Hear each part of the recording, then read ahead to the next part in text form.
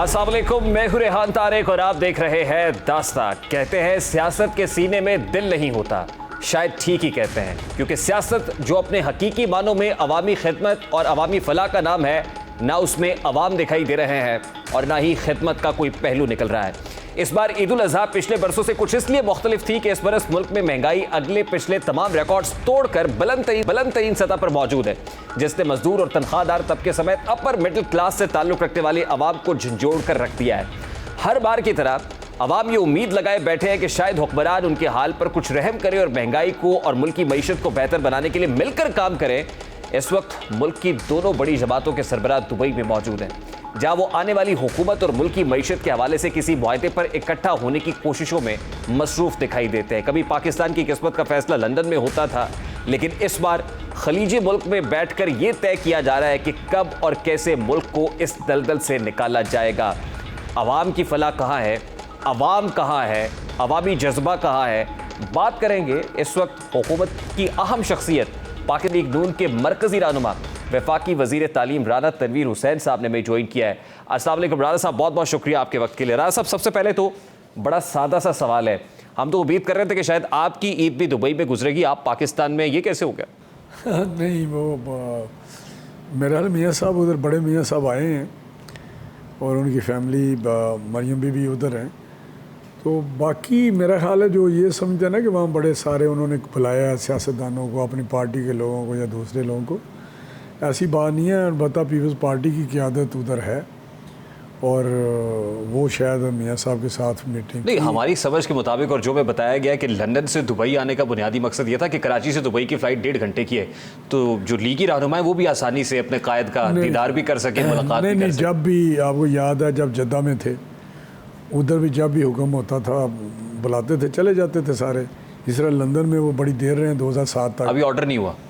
नहीं, अभी कोई ऐसी मीटिंग बुलावा आया नहीं, ज़रूरत हुई तो फिर चले जाएंगे। अभी मीटिंग, लेकिन लंदन हो अमेरिका हो, किसी जगह पे भी अगर कायद हो मियाँ नवाज शरीफ साहब, तो वो बुलाएं तो सारे चले जाएं। दुबई में हो क्या रहा है?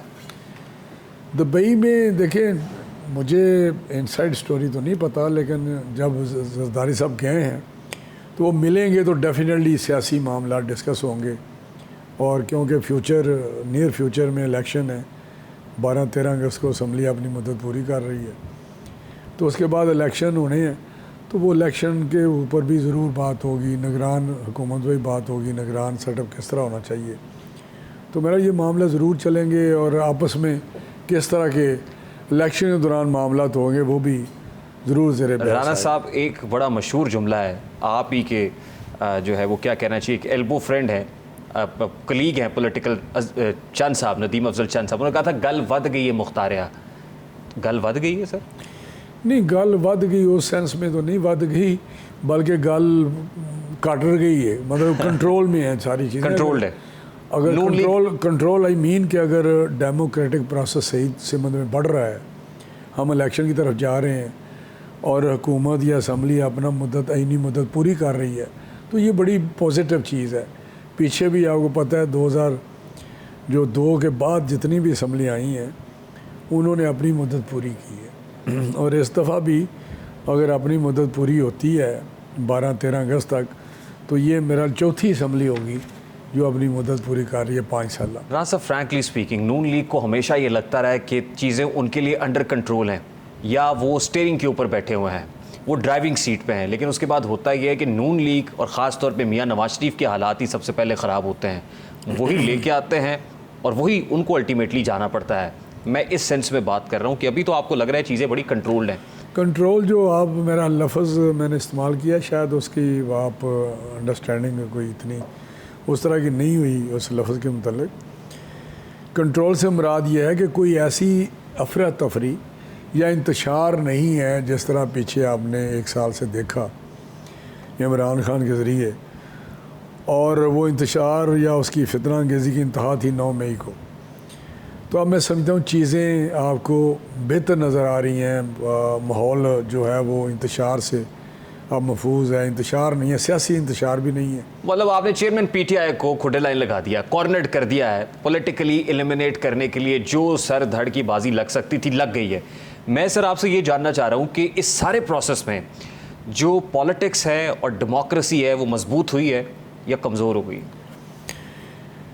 मैं समझता हूँ जो सिस्टम है डेमोक्रेटिक वो मजबूत हुआ है, इसलिए कि जब से इमरान खान आया है उसने डेमोक्रेटिक प्रोसेस को और पार्लियामेंट को अंडरमाइन किया है। आपने देखा जो उसका एज ए प्राइम मिनिस्टर 4 साल टाइम था, जिस तरह उसने पार्लियामेंट में के साथ उसका राब्ता था या एक रिलेशनशिप थी, उसको जितनी उसने इज़्ज़त दी वो भी आपके सामने है। पार्लियामेंट की बेतौकीरी भी उसने की, उसको अंडरमाइन किया और उस जमहूरी निज़ाम को भी क्रिपल किया। अब यकीनी तौर पे जब एक जनरल इलेक्शन की तरफ बढ़ रहे हैं और कॉन्स्टिट्यूशन के मुताबिक इलेक्शन होंगे तो उससे यकीनी तौर पे मुद्दत पूरी होने के बाद वो निज़ाम जमहूरी मजबूत होगा। राना साहब, आपका नारा था वोट को इज्जत दो। आप सिविलियन सुप्रीमेसी की बात करते थे। वोट को इज्जत दो का मतलब ये है कि जो सियासत और सियासतदान है और जमहूरियत है वो पनपनी फलनी फूलनी चाहिए है। आपको लगता है कि वो जो आपका मिशन था वोट को इज्जत दो वाला वो मिल गई है, या जो पॉलिटिकल प्रोसेस है वो ज़्यादा मजबूत हुआ है, डेमोक्रेसी मजबूत हुई है, इस्टेब्लिशमेंट कमज़ोर हो गई है, उसकी इंटरवेंशन कम हो गई है? Is it true? नहीं, मैं फिर आपको बताऊं कि वो प्रोसेस जो है ना डेमोक्रेटिक कि आइन के मुताबिक टाइम पे इलेक्शन हो, असम्बलियाँ मुद्दत अपनी पूरी करें, उस हिसाब से मैं समझता हूँ कि ये प्रोसेस अगर चलता रहे तो उसको मैं समझता हूँ कि जमहूरी निज़ाम बेहतर है और मजबूती की तरफ बढ़ रहा है। हर असम्बली अगर टाइम अपना पूरी करती है और इलेक्शन हो जाते हैं तो उससे जमहूरी निज़ाम यकीनी तौर पर मजबूत होगा। रहा वोट को इज़्ज़त दो वाली बात, मैं बड़ा क्लियर करना चाहता हूँ, शायद लोग समझते हैं कि शायद हमने उस नारे से हम पीछे हटे हैं। वोट को इज़्ज़त दो का मतलब ये है कि हर अदारा अपनी कॉन्स्टिट्यूशनल जो डोमेन है, एक लाइन है, उसके अंदर रह के अपना काम करे। काम कर रहा है वो? काम करे। मेरी बात सुन लेना, ये नारा हमारा था, है और कल भी होगा। उसके लिए हमारी जदोजहद जमहूरियत को 100% कॉन्स्टिट्यूशन के मुताबिक लाने के लिए, सिविलियन सुप्रीमेसी के लिए हम काम कर रहे हैं। ये ओवरनाइट नहीं आती। बट अनफॉर्चुनेटली जितनी इदारों में हेड ऑन कोलिजन हम इस दौर में देख रहे हैं शायद ही पहले कभी देखी थी। उसकी वजह ये है कि मैं समझता हूँ कि अदारों को जिस तरह थोड़ा सा काम करने का मौका दिया गया मियां नवाज शरीफ के टाइम पे, वो काफ़ी हद तक वो डोमेन जो थी उसमें काम कर रहे थे। लेकिन इमरान खान के टाइम पे फिर कहूँगा अनफॉर्चुनेटली एक ऐसे शख्स को बिठा दिया गया जिसमें अदारों का जो अमल रोल था या अमल दखल था इनकी दूध से तजावज़ करके और ज़्यादा हो गया, और उसको कम करने की जो ज़रूरत है पहले भी थी, आज भी है। लेकिन उसका सिर्फ हाल यही है कि जमहूरी जो निज़ाम है वो चलता रहे और जो जमहूरी हुकूमतें हैं वो डिलीवर करें, आवाम की वो रिलीफ दें, अच्छी गवर्नेंस दें, इकनॉमिक प्रोग्रेस हो, तो अदारों को मजबूत किया जाए अपने अपने जगह पे, तो यकीनी तौर पे वो जो रोल है वो आहिस्ता आहिस्ता आहिस्ता आहिस्ता उसी जगह आ जाएगा जहाँ कॉन्स्टिट्यूशन में लिखा गया है। राना साहब, आपने बार बार 5 साल की मुद्दत पूरी करने की बात की। 2006 में आपने और पीपल्स पार्टी ने, मोहतरमा शहीद बेनज़ीर भुट्टो और आपके कायद मियां नवाज शरीफ ने चार्टर ऑफ डेमोक्रेसी किया था, मिसाक जमहूरियत। मैं आज भी उसको पाकिस्तान का मैग्ना कार्टा कहता हूँ। तो इसके लिए तो फिर चार्टर ऑफ डेमोक्रेसी की ज़रूरत है। आप समझते हैं कि आज फिर एक नए चार्टर ऑफ COD पार्ट 2 होना चाहिए, और क्या हो रहा है? देखिए, यकीनी तौर पे मैं समझता हूँ ये बात आपकी दुरुस्त है, लेकिन अगर चार्टर ऑफ डेमोक्रेसी एक है, डॉक्यूमेंट है, साइन है किया हुआ चाहे 2 बड़ी जमातों ने, लेकिन अगर दूसरी जमातें भी उस पर अगर आ जाएं तो मैं समझता हूँ ये और मजबूत होगा। वो जो डॉक्यूमेंट है उस पर अमल ज़्यादा बेहतर तरीके से हो सकेगा। लेकिन इससे भी ज़्यादा, वो तो एक है डॉक्यूमेंट, ज़्यादा जो चार्टर है वो इकॉनमी पे, जिस तरह आज कल बात हो रही है कि चार्टर ऑफ इकॉनमी होना चाहिए, पॉलिटिकल पार्टीज़ के दरमियान ये बहुत ज़रूरी है कि जो इकोनॉमिक पॉलिसीज़ हैं, जो फंडामेंटल पॉलिसीज़ हैं इकोनॉमिक प्रोग्रेस के लिए, वो उस पर हमें ज़रूर साइन करें ताकि जो भी गवर्नमेंट आए उन इकोनॉमिक पॉलिसी। अच्छा, अब आपने एक नई dimension they the charter of economy की। चार्टर ऑफ इकोनॉमी साइन हो गया तो फिर पॉलिटिकल पार्टीज़ की सियासत खत्म हो जाएगी? नहीं, पॉलिटिकल पार्टीज़ को तो इकोनॉमी चाहिए सियासत करने के लिए। नहीं, आप मेरे बात नहीं आपने सुनी। जो बेसिस है ना, बेसिक जो प्रिंसिपल है, इन्वेस्टमेंट की हम बात करते हैं, सारे बात करते हैं लेकिन जो पॉलिसी इन्वेस्टमेंट के लिए एक सब मिल के दें ना, सब वो कंटिन्यू करें। बाकी रिलीफ की तरह देना है, टैक्सेशन के साथ करनी है। Let me give you an example. अभी टैक्सेस का बहुत बड़ा बोझ अवाम पे लादा खान ने, जिस वक्त चेयरमैन पीटीआई ये कर रहे थे तो उस वक्त आप तनकीद कर रहे थे। पेट्रोल की कीमतें जिस वक्त बढ़ रही थी आप तनकीद कर रहे थे।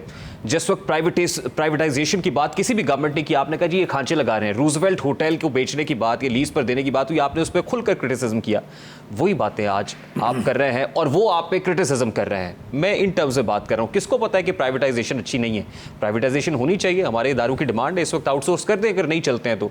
लेकिन जब कोई करने लगता है तो दूसरा अपोनेंट जो है उसको क्रिटिसाइज करता है। इसी को तो हम कह रहे हैं कि साइन होने चाहिए। जब हम सारे इस पे बात करेंगे प्राइवेटाइजेशन पे, इंडिविजुअली बजाय मंशूर में लिखने के। प्रैक्टिकल है ये? प्रैक्टिकल, बिल्कुल प्रैक्टिकल है कि हम कहें जी फॉरेन इन्वेस्टमेंट की बात करेंगे, लोकल इन्वेस्टमेंट की बात करेंगे, जब हम प्राइवेटाइजेशन की बात करेंगे, अदारों में डाउन साइजिंग की बात करेंगे, तो मैं समझता हूँ ये चीज़ें ऐसी हैं जो सभी बात करते हैं लेकिन पोलिटिसाइज हो जाती हैं सारी चीज़ें। मुझे याद है कि मौलाना फजलुर रहमान आए थे एक मार्च लेके, आज़ादी मार्च लेके आए थे, और उसमें शहबाज साहब ने एक तकरीर की थी जिसमें कहा था मुझे 6 महीने देते हैं, 6 महीने में मईशत का नक्शा बदल दूंगा, अगर ना किया तो मेरा नाम इमरान खान रख देना। नहीं, मैं बताऊँ बात, इमरान जो मियाँ शहबाज साहब हैं, आपको पता है कि डूअर हैं, एक उनका टारगेट होता है, मेहनती है, उनका हार्ड वर्क जो है वो तो अब दुनिया मानती है, उनकी स्पीड दुनिया मानती है। लेकिन इकॉनमी की जो हालत थी, जो हमें पता था बाहर बैठ के कि इतनी बुरी है, वो जब हम उससे भी ज़्यादा बुरी थी, उससे ज़्यादा नहीं कहीं बुरी थी। यही बात चेयरमैन पीटीआई करते थे कि मैं तो जब हुकूमत में आया तो मुझे पता चला कि देखिए सूरत हाल क्या है। आप जो बात करते हैं ना, आप पॉलिटिकल बात कर रहे हैं। जब हमने 2018 में उनको गवर्नमेंट दी जी, जब 2013 में हमें गवर्नमेंट मिली तो हमारे पास लोड शेडिंग 20-20 घंटे की हमें मिली। ये बात दुरुस्त है 2013 की। हमें जो इन्फ्लेशन मिला, महंगाई मिली, पीपल्स पार्टी से फिर से में मिली थी, 12% में मिली। हमें जो रिजर्व्स थे वो बड़े थोड़े से, जब एग्जैक्ट नहीं 4 थे 5 थे बिलियन थे। स्टॉक एक्सचेंज 12-14 हज़ार पे था। जब हम आए, हमने आके रात दिन मेहनत करके लोड शेडिंग 0 पे की। हमने इन्फ्लेशन जो पास ऑन किया 4%। मुझे मियाँ साहब का वो खिताब भी याद है जो बतौर वज़ीर आज़म 2013 के बाद आप सुन लेना, 4% पे किया, महंगाई 4% कर दी 12 से। स्टॉक एक्सचेंज 52-53 हज़ार पे ले गए। हमें रिज़र्व जो थे वो 23 अरब को टच किया उन्होंने, 23 अरब डॉलर को। तो ये 4 ही चीज़ें हमने पास ऑन की। डॉलर जो था वो 105 था, लेकिन जब मिफ्ता साहब आए हैं तो 122-23 पे दिया। इमरान खान कैसे कह सकता है कि हमने उनको ये इकॉनमी दी जो हमें दी? मेरी फिर आपको जब कोई क्रिटिसिज्म के लिए मिला नहीं तो आपने अपने फाइनेंस मिनिस्टर के ऊपर क्रिटिसिज्म शुरू कर दिया। नहीं, मेरी पहले ये मुकम्मल होने ना, आगे ना जाए। तो अब इमरान खान को जो मिली वो तो एक खुशहाल पाकिस्तान, तरक्की करता हुआ पाकिस्तान दिया। 1700 किलोमीटर हमने उसको मोटरवे दिया, हाईवेज दिए, बिजली के कारखाने दिए, कुछ ऑन गोइंग स्कीमें थी, डैम हमने बुनियाद रखी, बादशाह डैम की भी ज़मीन सारी एक्वायर की। बड़ी लंबी कहानी है। राना साहब इस लंबी कहानी को छोड़ते हैं ना, मैं ग्रैंड चार्टर ऑफ इकोनॉमी की जो बात दुबई में हो रही कि ग्रैंड चार्टर ऑफ इकोनॉमी होगा, minus chairman PTI, minus PTI कोई भी चार्टर ऑफ डेमोक्रेसी या ग्रैंड चार्टर ऑफ इकोनॉमी वो आपको लगता है देरपा होगा, रिलायबल होगा? सिर्फ उसको माइनस करके बाकी सब ठीक है। इमरान खान जो है ना तो वो पॉलिटिशियन है, ना उसकी पार्टी पॉलिटिकल पार्टी है। वो एक जत्था था, एक ग्रोह था। मेरे अपने ख्याल के मुताबिक, शुरू से कहता हूँ, वो डेमोक्रेटिक आदमी नहीं है, वो फाशिस्ट आदमी है। उसके साथ ना डेमोक्रेसी चल सकती है, ना उसके साथ डेमोक्रेटिक निज़ाम चल सकता है, और ना ही वो पॉलिटिक्स में चल सकता है। नहीं, लेकिन राना सनाउल्लाह ने तो कहा कि माइनस चेयरमैन पीटीआई कबूल है, हम पीटीआई के साथ बैठ के कोई भी चार्टर दस्तखत करने के लिए तैयार है। इसलिए कि उसका ज़हन जो है ना, जो मैं बात कर रहा हूँ, वो फाशिस्ट है। वो डेमोक्रेसी से उसका कोई तल्लक नहीं है, वो पॉलिटिकल नहीं है। लेकिन जो उसके अलावा कोई पॉलिटिकल, उसका नाम पीटीआई हो, उसका इस्तेकाम पाकिस्तान हो, उसका कोई हो, हमें कोई इशू नहीं। लेकिन पॉलिटिकल पार्टी बस उसमें चेयरमैन पीटीआई ना हो। मैं तो ये कहूँगा कि वो पाकिस्तान का हमदर्द नहीं है।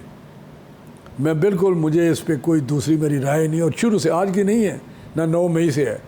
मैं जब से वो प्राइम मिनिस्टर बने हैं या 2014 का धरना हुआ है, कौन पॉलिटिकल लीडर है जो ये कह सकता है बिजली के बिल जला दो? कौन कह सकता है टैक्स ना दो? ये सिविल नाफरमानी थी। अच्छा, राणा साहब कौन कह सकता है? नहीं, उस 2014 के धरने की बात कर रहे हैं। हाँ, पीटीवी के हेडक्वार्टर पे हमला किया उसने। ठीक। प्राइम मिनिस्टर के गेट उसने फैलांगे, प्राइम मिनिस्टर हाउस के, अनजस्टिफाइड। और पार्लियामेंट पे उसने हमला किया। मुझे बताएं, जब ट्रंप के हामियों ने कहा उधर पार्लियामेंट पे किया है वाशिंगटन में, तो साहब को सजाएं। ये सब कुछ चेयरमैन पीटीआई तने तनहा तो नहीं कर रहा था, किसी सपोर्ट से कर रहा था, सहूलतकारी से कर रहा था। आगे तो देखना है ना, अगर मैं आलाकार बनूं, उस वक्त अंपायर की उंगली साथ थी। नहीं, अगर मैं आलाकार बनूं तो हमने तो उस आलाकार को पकड़ना है ना। आज अंपायर आपके साथ है? नहीं, अंपायर हमें तो ज़रूरत नहीं है। मैं आपको बात बताऊं, आपको मैं क्लियर कर दूं, इमरान खान आज आपके मिसाली ताल्लुकात है ना? नहीं, मिसाली ताल्लुकात, आज आप सेम पेज पे हैं। अदारों के साथ या आर्म फोर्सेस के साथ ताल्लुकात होना बहुत अच्छी बात है, लेकिन मैं अगर मिसाल देता हूँ आपको क्लियर हो जाएगा, किसी को क्लैरिटी नहीं है इस पर। जब assembly Imran Khan prime minister था, उस वक्त असम्बली का एजेंडा एक कर्नल लिखता था। कर्नल का ऑफिस था असम्बली के अंदर, मैं टीवी पे कह रहा हूँ, और वहाँ पे फैसला होता है किस तरह। टेलीफोन इमरान खान खुद कहता था कि हाँ, मैं टेलीफोन कराता था उन लोगों से कि जी मेरी हाज़िरी पूरी करें, लोगों को बुलाएं। ये ऑन रिकॉर्ड है ना, लेजिस्लेशन के ऊपर। लेजिस्लेशन के ऊपर। अगर हम जब से प्राइम मिनिस्टर शहबाज साहब बने हैं, किसी कर्नल का उधर दफ्तर हो, किसी का फ़ोन गया हो किसी MNA को, तो मैं आपका मुजरम। जरूरत ही नहीं पड़ी, जरूरत नहीं। ऑपोजिशन तो है कोई नहीं। नहीं, हाज़िरी तो करनी है ना। ऑपोजिशन लीडर राणा साहब, राजा रियाज ऑपोजिशन लीडर। मेरी वो बात नहीं है, हाज़िरी तो पूरी करनी है ना। हाजिरी ना भी पूरी हो तो बिल तो पास हो जाता है। अभी ये जो मिनी बिल पास हुआ है, पास कराया है, पता कितने बंदे थे उसमें भी कोरम की निशानदेही नहीं। 122 बंदे थे, मैं रिकॉर्ड पे कह रहा हूँ। अगर 122 ना हो, इस तरह ना करें, हर चीज़ को नेगेटिव मत देखें, यकीन करें हमारे एक अपना एक तरीक़ाकार है, हम जमहूरी लोग हैं। किसी को वहाँ पे ना ज़रूरत है किसी को फ़ोन कराने की, ना वोट डलवाने की, ये बात ही नहीं है। राजा साहब, आप जमहूरी लोग हैं, मैं इसीलिए तो आपसे पूछ रहा हूँ कि आज माइनस चेयरमैन पीटीआई या माइनस पीटीआई करके आप बड़े खुश हैं। कल को अगर आपके साथ वही होता है जो पहले होता रहा है, तीसरे साल में, चौथे साल में, मियाँ साहब के साथ क्या हुआ, 2017 में क्या हुआ, क्या आपको डर नहीं लगता कि आज जो कुछ आप सेलिब्रेट कर रहे हैं, खुदा ना खास्ता कल को अगर यही मुकाफात अमल हो गया तो फिर क्या? नहीं, देखिए बात यह है कि इमरान खान की जो हम बात करते हैं ना, वो बात करता है, आप भी दिखाते हैं टीवी पे माजी। नहीं, हम नहीं दिखाते अब। नहीं, हम पे पाबंदी है। आपने पाबंदी लगाई हुई कि हमने सोशल मीडिया भी आ रहा है या कुछ। माजी में क्या बयानात थे और आज क्या बयान है, तो ये उसका एक करैक्टर है, रिफ्लेक्शन है उसकी, जो उसका इनर है। दूसरी रही बात क्या हम कर रहे हैं, हमने पहले दिन से कहा कि आएँ हम मिलकर आपके साथ तावन करते हैं। आप धांधली से आए हैं, ये असम्बली हम लेकिन मानते हैं। शहबाज शरीफ साहब ने कहा कि हम आपके साथ तावन करेंगे, आप आगे बढ़े। बिलावल साहब ने भी कहा, कदम बढ़ाओ, हम तुम्हारे साथ हैं। इससे ज़्यादा इतनी बड़ी पार्टियाँ जिन्होंने उस वक्त भी कहा कि चार्टर ऑफ इकॉनमी करो, लेकिन उसने हाथ नहीं मिलाया, बल्कि फलांग के कुर्सियाँ फलांग के अंदर से आता था। शहबाज साहब के पास से जाऊँगा तो हेलो है ना, और चोर डाकू कहते हैं। बिल्कुल। तो ये मैं समझता हूँ कि ये इस एटीट्यूड के साथ चलना सेलिब्रेशन नहीं है। एक ये ज़रूर है कि गैर ज़रूरी अंसर सियासत से पाक सियासत को होना चाहिए। ये गैर ज़रूरी अंसर है सियासत में। राणा साहब, किस वक्त कौन गैर ज़रूरी हो जाए, ये भी तो आपके सियासतदानों के हाथ में नहीं है कि किसको किस वक्त इररिलेवेंट करना है। आप मेरे ख्याल है आपका इशारा एस्टैब्लिशमेंट की तरफ है, वो और चीज़ है। लेकिन हम एज ए पॉलिटिकल आपको बता रहा हूँ, हमें ये था कि ये बंदा जिस तरह की इसने 2014 में हरकतें की, जिस तरह जो भी था पीछे, जिस तरह का इसका रोल रहा है हुकूमत में। मियाँ नवाज शरीफ साहब तो जब ये प्राइम मिनिस्टर बने 13 में, तो बनी गाला गया इसके पास, और वहाँ पे उसने कहा कि जी मुझे सड़क दे दे, बनी गाला की, और सड़क बनवाई। मियाँ नवाज शरीफ साहब का जो तरीक़ाकार है वो बड़ा पॉलिटिकल और जमहूरी हो रहा है। साहब, मुझे ब्रेक लेने का कहा जा रहा है, एक ब्रेक लेते हैं, क्विक शॉर्ट ब्रेक लेंगे। राना तनवीर हुसैन साहब, पाकिस्तान मुस्लिम लीग नून के मरकज़ी रहनुमा वफाकी वज़ीर तालीम हमारे साथ मौजूद है। ब्रेक के बाद आता है।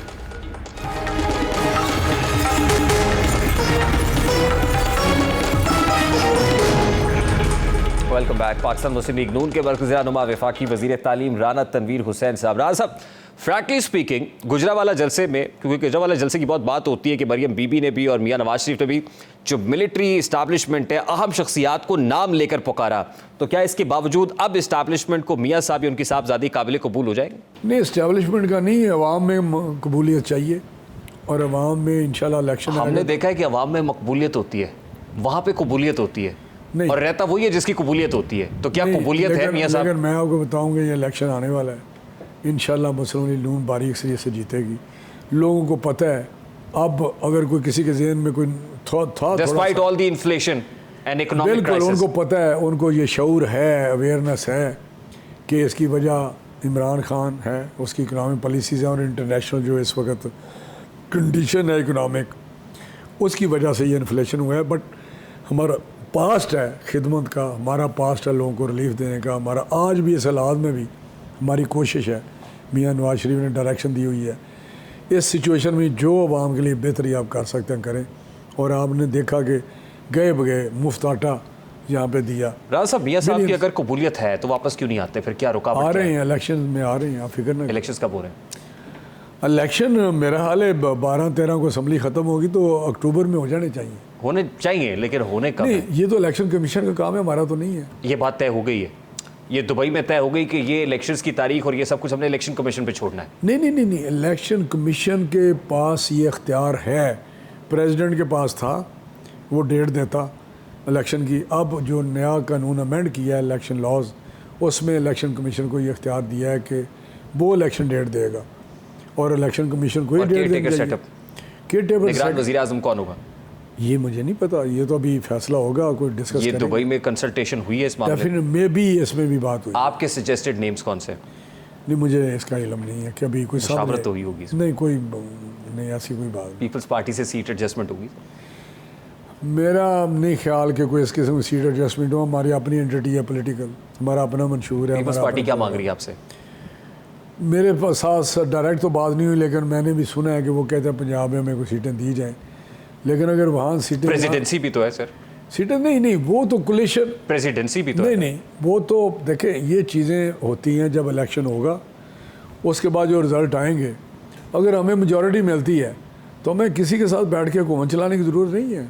फिर भले पीपल्स पार्टी जो मर्जी मांगती रहे, फिर क्या ज़रूरत है? यही कह रहे हैं ना आप? नहीं, जरूर मांगेगी क्यों, वो हमारे अलायंस में तो नहीं होगी, कोलिशन पार्टनर तो नहीं होगी। हमारी क्लियर कट मेजॉरिटी होती है तो हम तो और अगर अकेले पीपल्स अपनी पार्टी ने पॉलिसी आपको सजी दिखा के कभी मार दी तो फिर आप कैसे? क्या करेंगे? ये तो इलेक्शन में पता चलेगा ना राणा साहब, ये तो इलेक्शन में पता चलेगा। अभी तो आप समझ मैं रहे भी हैं आपको यही कह रहा हूँ, ये इलेक्शन में पता चलेगा अल्लाह किसको देता है। What are going to happen? मतलब ये इस्तेकाम पाकिस्तान पार्टी है, वो भी कह रहे हैं हम अकेले इलेक्शन लड़ेंगे, सीट एडजस्टमेंट नहीं होगी। तो किंग्स पार्टी जिसको ताकतवर हलकों की सपोर्ट हुई, वो डिस्टर्ब नहीं करेगी आपको पंजाब के? मैं आपको बताऊँ, जितने इस्तेकाम पार्टी में गए उनको लोग वोट नहीं देंगे। वोट नहीं देंगे? नहीं देंगे। For what reason? यही वो कि उसके ये पॉलिटिकल करैक्टरों का ये है कि हर वक्त किसी ना किसी जगह पे वो किंग्स पार्टी में जाते हैं। इस दफ़ा वो आ गए काबू, लोग उनको वोट नहीं देंगे। गैर फितरी इत्तेहाद कहा जाता है हमेशा नून और पीपल्स पार्टी का, आपको लगता है कि इसका भी नुकसान आपको होगा कि लोग कहेंगे ये पीपल्स पार्टी और नून लीग जो है इन्होंने इत्तेहाद कर लिया ये, और फिर कल को भी कोई पता नहीं फ्यूचर में इलेक्शन में हम नहीं इत्तेहाद करने जा रहे, हम अकेले इलेक्शन लड़ेंगे और उसके बाद भी कोई इत्तेहादी, क्योंकि जो हमने स्पेशल इन्वेस्टमेंट फैसिलिटेशन काउंसिल का एलामिया देखा ना सर, आप देखो बात सुने, उसमें इज्तिमाई हुकूमत का कॉन्सेप्ट है। इज्तिमाई हुकूमत का कंसेप्ट जब हम अपने मंशूर के साथ इलेक्शन लड़ेंगे, अगर हम मेजॉरिटी से जीतते हैं इंशाल्लाह, तो हम खुद गवर्नमेंट बनाएंगे, अपना मंशूर इम्प्लीमेंट करेंगे।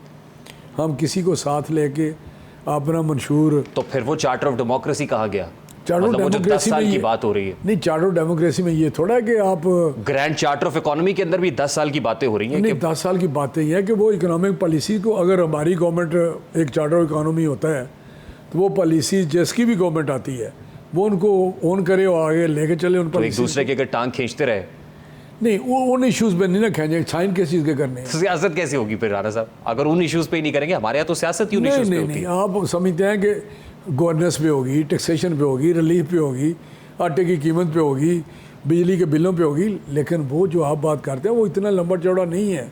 जो इन्वेस्टमेंट की बात होती है या इकोनॉमिक पॉलिसी जो होती है वो और चीज़ है, उसमें तो सियासत पहले इतना बयान आते हैं यही आता है महंगाई हो गई है, तो महंगाई तो उसमें चार्टर में नहीं होगा। एक ब्रेक लेते हैं राज साहब, एक ब्रेक लेंगे। ब्रेक के बाद जब वापस आएंगे तो जानने की कोशिश करेंगे, ईद का मौका है, इसार और कुर्बानी का नाम है, क्या सियासतदानों में भी इसार और कुर्बानी का जज्बा है?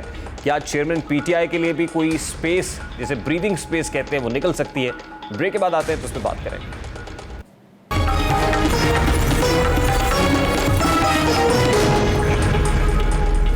Welcome back. राणा साहब, DGISPR का भरपूर प्रेशर और सिविलियन के मिलिट्री कोर्ट के अंदर ट्रायल पे दरखास्तें भी कोर्ट में लगी हुई हैं, क्या देख रहे हैं? ईद के बाद मिलिट्री कोर्ट में ट्रायल होने जा रहा है चेयरमैन पीटीआई का, बचते हुए नजर आ रहे हैं, आपको लगता है ट्रायल नविश्ता दीवार है मिलिट्री कोर्ट? देखें जी, मुझे तो नहीं पता, मेरा उनकी DGISPR की जो प्रेस कॉन्फ्रेंस है वो मेरा बड़ी उसका सेल्फ एक्सप्लेनेटरी थी, हर चीज़ उसमें क्लियरली उन्होंने। अब जस्टिफाइड है, अगर उनका होता है ट्रायल मिलिट्री कोर्ट में तो आप कहते हैं जस्टिफाइड है, होना चाहिए? नहीं, मैं और बात करने लगा हूँ कि मैं समझता हूँ वो देर कर रहे हैं। अच्छा, ये ट्रायल इसका बहुत पहले होना चाहिए था, जब 9 मई का वाक़या हुआ है। He is a master mind of this incident 100%। अब लोगों के जहनों में क्वेश्चन उठते हैं, तो फिर राणा सनाउल्लाह ने जो कहा था कि या वो रहेगा या हम रहेंगे, इसका मतलब ये बात तो ठीक है। वो और बात है राणा साहब, और मैं पॉलिटिकली मैं रहने की बात और बात करते हैं, लेकिन बात यह है कि उसने 9 मई का ऐसा वाक़या है जिसको किसी तरीके से भी उसकी तरफ नरम रवैये से नहीं देखा जा सकता। अगर किसी भी मुल्क में और ये काम हुआ होता तो आज तक पता नहीं क्या हो चुका होता। वो 2007 में जिस तरह लंदन में राइट्स हुए, दुकानें लूटी थी ना, वो 15-20 दिन में सारा स्पेशल कोर्ट 24 घंटे बैठ के उन्होंने फ़र्क कर दिया था। अभी ट्रंप ने जो किया था वो सारे, किसी को 14 साल, किसी को 4 साल, किसी को 10 साल, और उन्होंने कोई मिलिट्री इंस्टॉलेशन पे नहीं किया, वहाँ GHQ पे नहीं किया, पेंटागन पे नहीं गया, वो पार्लियामेंट में उन्होंने चढ़ाई। तो राणा साहब, तराजू के दोनों पलड़े बराबर हो गए? बराबर नहीं, ये तो पलड़ा ही कोई नहीं है, खुदा का ना उसको। आपने कहा था तराजू के दोनों पलड़े बराबर होंगे, तो इलेक्शंस तो ये नहीं, पलड़े कॉर्नर्ड हो जाना, पलड़े बराबर हो जाना। हम समझते थे कि जो हमारे साथ ज्यादतियाँ हुई हैं, अकामा पे आपने डिस्क्वालीफाई कर दिया, लाइफ ये दुनिया की तारीख में, इंसाफ की तारीख में है किसी जगह पे कि एक उठ के पनामा से शुरू करें और कहें अकामा बेटे से तनख्वाह नहीं ली। आप भी तो मेरा, अब आपका वज़ीर आज़म का कैंडिडेट कौन होगा, मियाँ शहबाज साहब या मियाँ नवाज शरीफ साहब? मियाँ नवाज शरीफ साहब कैंडिडेट हैं, वो इंशाल्लाह आएंगे, बनेंगे। बाकी उनके अपने फैसले हैं कायद के और पार्टी के साथ मिलकर। तो अगर मियाँ नवाज शरीफ साहब पार्टी चाहती है कि मियाँ नवाज शरीफ साहब हो, तो मियाँ शहबाज साहब कहाँ होंगे फिर? ये पार्टी जहाँ उनकी उनको नहीं, मतलब मरकज़ में होंगे फिर या सूबे में? बात सुन, जहाँ पार्टी फैसला करेगी और उनकी सर्विसेज चाहिए। आपकी क्या चाहत है? आप भी मियाँ साहब के साथ वाली सीट पे बैठते हैं, आप क्या चाहते हैं? मियाँ साहब बड़े अच्छे हार्ड वर्कर हैं, डिलीवर करते हैं, इम्प्लीमेंट करते हैं, बड़े ज़बरदस्त हैं। पंजाब को 10 साल जिस तरह उन्होंने किया है वो भी मिसाल है दुनिया में, एक जितनी तरक्की हुई है, जिस तरह आज नज़र आ रहा है आपको पंजाब। तो मैं समझता हूँ ये उस वक्त की अरेंजमेंट है कि वो फेडरल गवर्नमेंट में मियाँ नवाज शरीफ, आपकी विश क्या है? मियाँ नहीं, ये मियाँ नवाज शरीफ साहब ने फैसला करना है कि वो प्राइम मिनिस्टर होते हैं तो उनको किस कैपेसिटी में अगर साथ रखते हैं उधर अपने, तो उस पोजीशन में, या पंजाब में उनको भेजते हैं। तो चले वो साथ रहते हैं, तो उसके बाद पंजाब में मरियम नवाज साहब और हमजा शहबाज, पार्टी का फैसला है, उस वक्त पार्टी फैसला करेगी। मरियम वज़ीर आला पंजाब, अभी कोई फैसला नहीं है ऐसा, और पंजाब तख्ते इलेक्शन के पंजाब। बाद फैसला होगा। राणा साहब, टूवर्ड्स दी एंड कोई मैसेज ईद के मौके पे आप देना चाहें?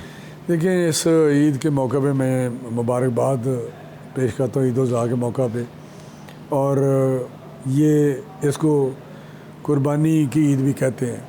ये बहुत सारा एक और सियासत में तो कुर्बानी से पहले कुर्बानी की इस्तिलाहात भी होती है। इसार का जज्बा जो है, जो इस सुन्नत पे अमल करते हुए हम मुसलमानों पे है कि हम कुर्बानी का इसार रखते हैं, कुर्बान और ये सियासतदानों को भी कह रहे हैं कि इसार का जज्बा। मैं समझता हूँ जो जिन को इस्तिताअत है कुर्बानी देने की, अल्लाह ताला उनकी कुर्बानी कबूल फरमाए, और ये ईद उनके लिए खुशियाँ लाए, ईद उज़हा और मुबारक हो, और जो हज पे गए हैं उनका अल्लाह हज कबूल करे। ठीक है, बहुत बहुत शुक्रिया राना तनवीर हुसैन साहब, बहुत शुक्रिया आपके वक्त के लिए। वफाकी वज़ीर तालीम पाकिस्तान मुस्लिम लीग नून के मरकज़ी रहनुमा राना तनवीर हुसैन साहब हमारे साथ मौजूद थे। प्रोग्राम का वक्त अपने इख्तिताम को पहुँचा है। सियासत, ईद हो, बड़ी ईद हो, छोटी ईद हो, सियासतदान कुर्बानी दें या ना दें, अवाम को तो कुर्बानी देनी पड़ती है। लेकिन अब की बात एक मशहूर मुहावरा है ना कि कुर्बानी से पहले कुर्बानी, तो कौन कुर्बान होने जा रहा है? यकीनन आने वाले दिन बड़े इंपॉर्टेंट होंगे।